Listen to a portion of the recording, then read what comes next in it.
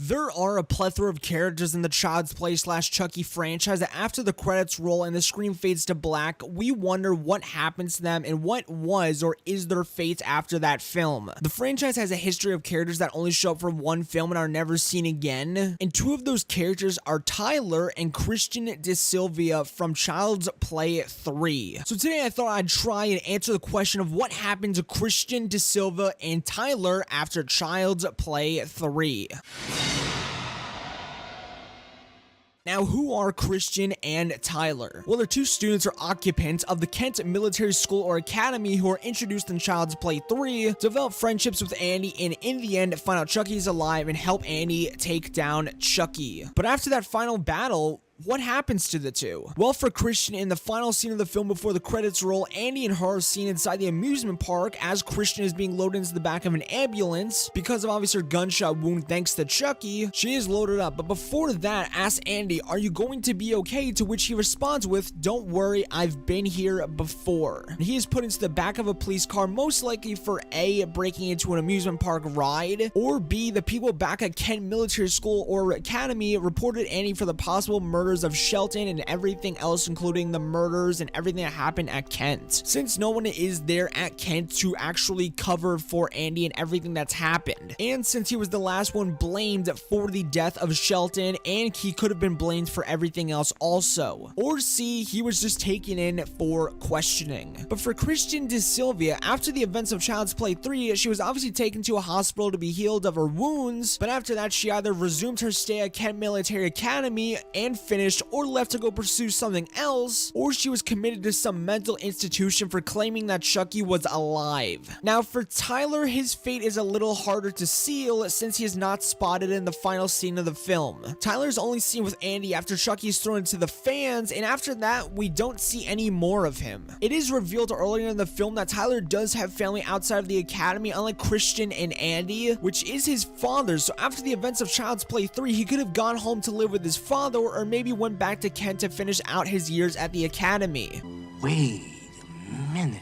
But for both characters, they both could have gone back to Kent to be by each other's side, since of course they are both traumatized by the same events, which is obviously the Chucky murders. If we do take a look at more recent films such as Curse of Chucky and Cult of Chucky, we can try and get a better idea. In Curse of Chucky, when Nika is on her computer trying to find out more information on Chucky and Charles Lee Ray, she does find information on every previous film's murder cases. But interestingly enough, she comes across a page that does read out Kent Military Academy homicide, in which the information under the page reads out, military police are in the middle of a homicide investigation at Kent Military Academy. Destruction of property is also reported, and the estimate of damage is currently not, and it kind of goes blank there for a second, until it continues with, none of the students are suspected, although a statement by a student about a doll. And that's where the quote on the page ends. It does mention that none of the students are suspected, meaning Annie was most likely taken in for only questioning, and he could be the one student that did mention a doll, which does make sense since obviously they'll be asking about the murders and who he thinks did it. But also, Tyler is not seen, so he could have been asked too about who did it, so he could also be a contender. And Kristen could have talked about the events since she was taken too and could have been interviewed after she was healed at the hospital or at a police station. At the end of the day, any of them could have been the one student to talk about Chucky. But if we hop over to Cult of Chucky, when Andy goes to get the Chucky head out of his safe, we do see a Kent Military Academy shirt on his wall, which I'll be honest,